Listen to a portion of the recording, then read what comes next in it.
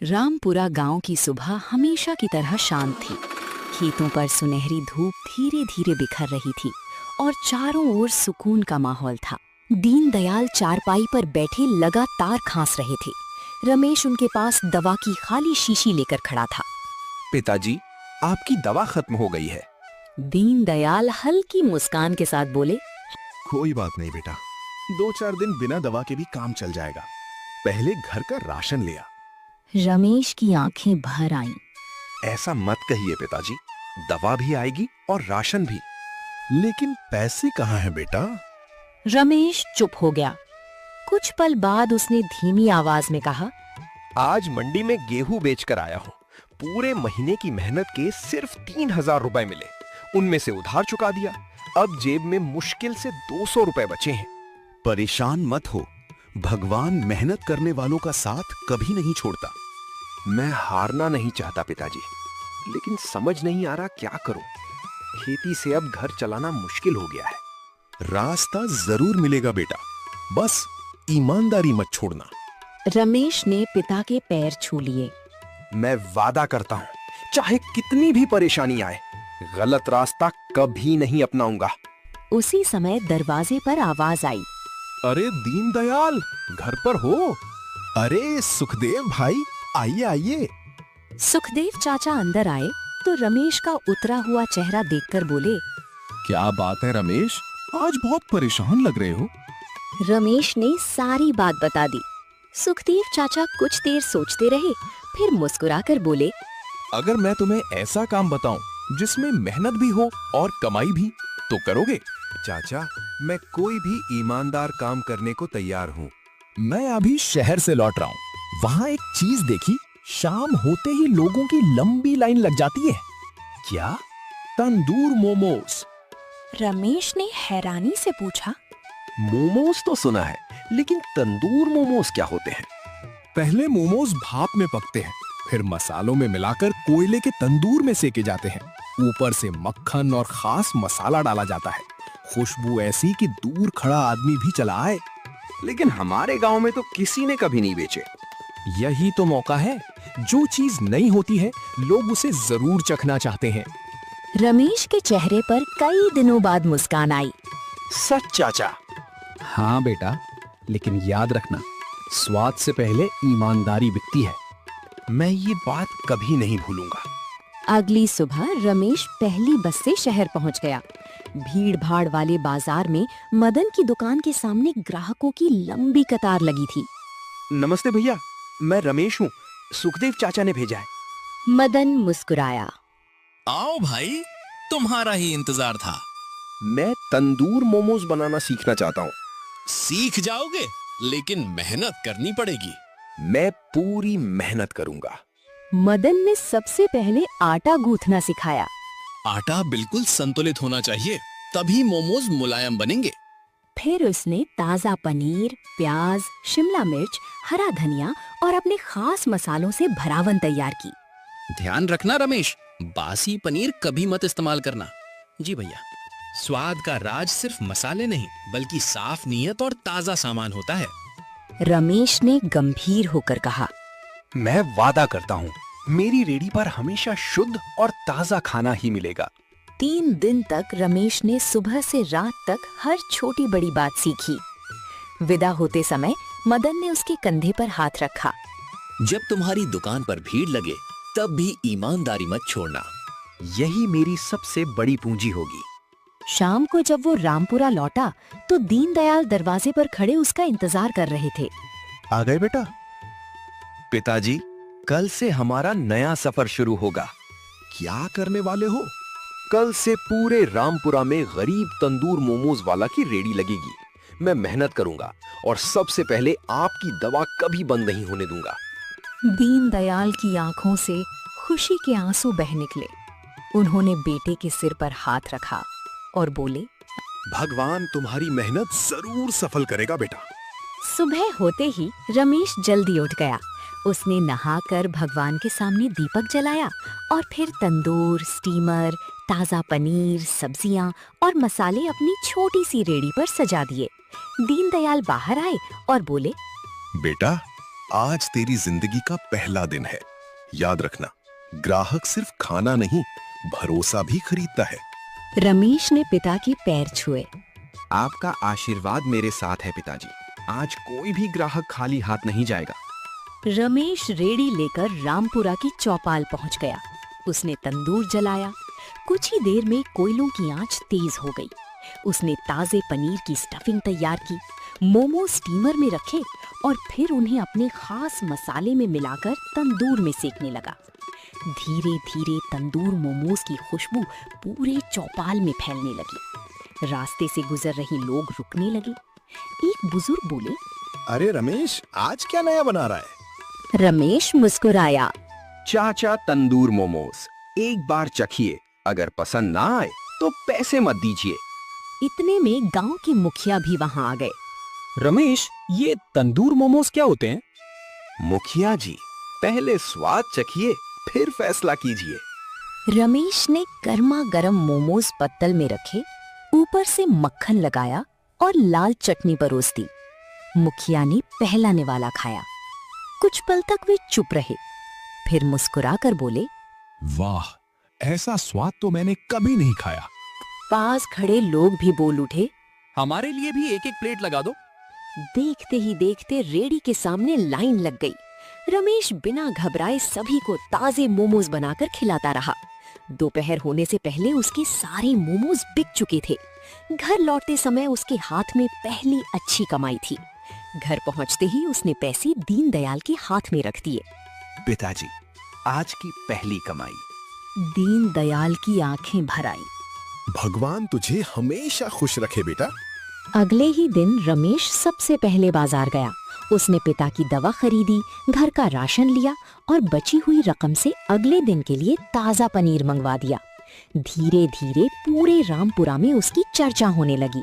लोग कहने लगे, अगर मोमोज खाने हैं तो रमेश के ही खाओ। उसके यहाँ हमेशा ताजा सामान मिलता है। उसकी लाल चटनी तो कमाल की है। हर शाम उसकी रेड़ी पर भीड़ बढ़ने लगी। लेकिन ये सब देखकर चौपाल पर वर्षों से समोसे और कचौड़ी बेचने वाला मंगू अंदर ही अंदर जलने लगा। एक शाम उसने दूर खड़े होकर रमेश की भीड़ देखी और बड़बड़ाया, कल का लड़का आया और मेरा धंधा चौपट कर दिया। अगर इसे नहीं रोका तो लोग मुझे भूल जाएंगे। अगले दिन मंगू मुस्कुराता हुआ रमेश की रेड़ी पर पहुंचा। राम राम रमेश भाई। राम राम मंगू भैया, आइए। बहुत नाम कमा लिया तुमने। सब गांव वालों का प्यार है भैया। मंगू ने इधर उधर देखा और धीरे से बोला, एक बात पूछूं? जी। इतना महंगा पनीर, इतना मक्खन और इतने अच्छे मसाले, बचता क्या है? रमेश मुस्कुराया। कम मुनाफा सही, लेकिन ग्राहक का भरोसा बना रहता है।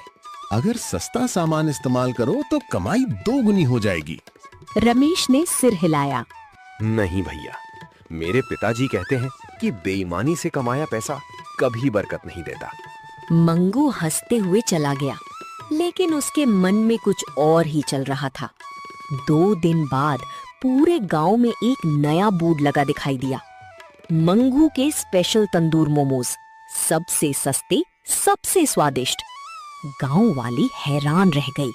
अरे, मंगू भी तंदूर मोमोज बेचने लगा। उसने रमेश से भी कम दाम रख दिए। पहले दिन ही कई लोग उसकी दुकान पर पहुंच गए। रमेश की दोस्त सुरेश ने आकर कहा, रमेश, मंगू तुम्हारे ग्राहक ले जाएगा। रमेश शांत स्वर में बोला, अगर लोग उसके यहाँ खुश हैं तो मुझे कोई शिकायत नहीं। मैं अपने काम पर ध्यान दूंगा। लेकिन उसने दाम बहुत कम कर दिए हैं। मैं अपने खाने की गुणवत्ता कम नहीं करूंगा।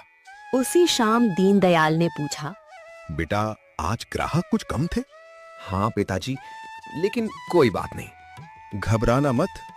मैं नहीं घबराऊंगा। मैं वही बेचूंगा जिस पर मुझे गर्व हो। दीनदयाल मुस्कुराए। यही तेरी सबसे बड़ी ताकत है।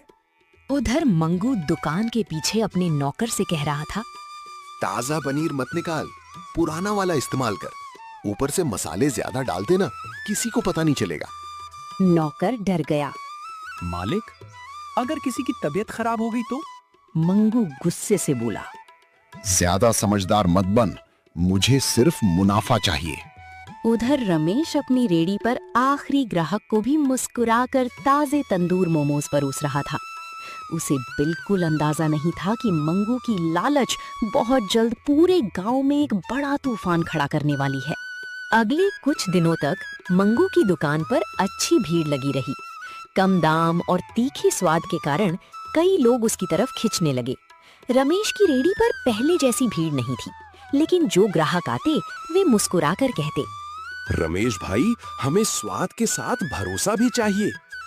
रमेश हमेशा एक ही बात कहता, आपका विश्वास ही मेरी सबसे बड़ी कमाई है। उधर मंगू रोज बासी पनीर और सस्ते मसालों का इस्तेमाल करता रहा। उसका नौकर कई बार समझाता, लेकिन मंगू लालच में अंधा हो चुका था।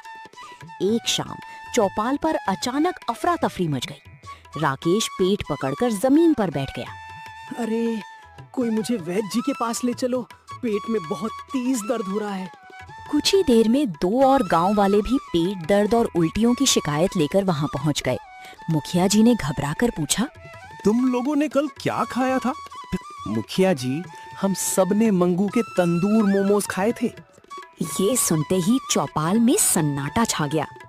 सुखदेव चाचा बोले, मुझे पहले ही शक था कि इतने कम दाम में अच्छा सामान नहीं मिल सकता। मुखिया जी तुरंत बोले, चलो अभी इसी समय मंगू की दुकान की जांच होगी। कुछ ही मिनटों में पूरा गांव मंगू की दुकान पर पहुंच गया। इतनी भीड़ देखकर मंगू घबरा गया। अरे, क्या हुआ मुखिया जी? मुखिया जी ने सख्त आवाज में कहा, मंगू, गांव के कई लोग बीमार पड़े हैं, हमें तुम्हारी रसोई देखनी होगी। आप लोगों को मुझ पर भरोसा नहीं है क्या? तभी उसका नौकर आगे आ गया। मुखिया जी, मुझे माफ कर दीजिए। मालिक मुझे डांटते थे इसलिए मैं चुप था, लेकिन सारा सच दुकान के पीछे वाले कमरे में रखा है। गांव वाले जैसे ही रसोई के अंदर गए, सबके होश उड़ गए। एक कोने में कई दिन पुराना बदबूदार पनीर रखा था। कुछ डिब्बों में सस्ते और घटिया मसाले भरे हुए थे। मुखिया जी का चेहरा गुस्से से लाल हो गया। मंगू, तुमने पैसों के लिए पूरे गांव की जान खतरे में डाल दी। मुखिया जी, मुझसे गलती हो गई। ये गलती नहीं, बहुत बड़ा अपराध है। भीड़ में से कई लोग बोले, इसकी दुकान बंद कर दो। इसे गांव से बाहर निकाल दो। मंगू रोते हुए बोला। मुझे एक मौका दे दीजिए।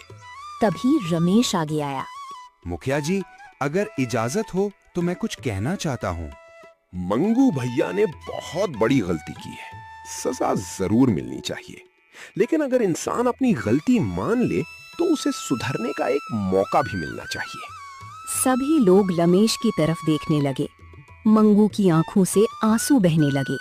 रमेश, मैंने तुम्हारा नुकसान करने की कोशिश की, फिर भी तुम मेरे लिए अच्छी बात कर रहे हो। नफरत से नफरत बढ़ती है भैया, इंसानियत से नहीं। मुखिया जी कुछ देर सोचते रहे, फिर बोले, ठीक है, मंगू की दुकान 3 महीने तक बंद रहेगी। गांव के जिन लोगों का इलाज चल रहा है उसका पूरा खर्च मंगू देगा। इसके बाद अगर ये ईमानदारी से काम करेगा तभी दोबारा दुकान खोल सकेगा। मुझे ये सजा मंजूर है। कुछ दिन बाद पूरे गांव में फिर से रमेश के तंदूर मोमोज की चर्चा होने लगी। लोग दूर दूर के गांवों से आने लगे। रमेश हर ग्राहक को वही ताजा पनीर, वही साफ सुथरा खाना और वही मुस्कान देता। एक सुबह मुखिया जी और सुखदेव चाचा उसके घर पहुंचे। दीनदयाल ने उनका स्वागत किया। मुखिया जी बोले, रमेश, पंचायत ने फैसला किया है कि चौपाल के पास जो खाली दुकान है वो तुम्हें दी जाएगी। लेकिन मुखिया जी, मैं उसका किराया कैसे दूंगा? पहले 6 महीने पंचायत तुमसे कोई किराया नहीं लेगी। तुमने पूरे गांव का भरोसा जीता है, ये तुम्हारी मेहनत का सम्मान है। दीनदयाल की आंखें खुशी से भर आईं। उन्होंने कहा, आज मुझे अपने बेटे पर गर्व है। कुछ ही दिनों में छोटी सी दुकान तैयार हो गई। उद्घाटन वाले दिन पूरा रामपुरा वहां मौजूद था। रमेश ने सबसे पहले अपने पिता से फीता कटवाया। दीनदयाल भावुक होकर बोले, बेटा, आज तेरी माँ होती तो बहुत खुश होती, लेकिन मुझे यकीन है जहां भी होगी तुझे आशीर्वाद दे रही होगी। रमेश की आंखें नम हो गईं। उसने पिता के पैर छुए। पिताजी, ये सब आपकी सीख का फल है। उसी समय मंगू भी वहां पहुंचा। उसने हाथ जोड़कर कहा, रमेश, मुझे माफ कर दो। अब मैं भी सिर्फ ईमानदारी से काम करूंगा। नई शुरुआत करने में कभी देर नहीं होती। सुखदेव चाचा हंसते हुए बोले, अब बातें बहुत हो गईं, जल्दी से गर्मा गर्म तंदूर मोमोज खिलाओ। सभी लोग हंस पड़े। रमेश ने तंदूर से सुनहरे मोमोज निकाले, उन पर मक्खन लगाया और अपनी मशहूर लाल चटनी के साथ सबको परोस दिए। पूरी चौपाल खुशबू से महक उठी।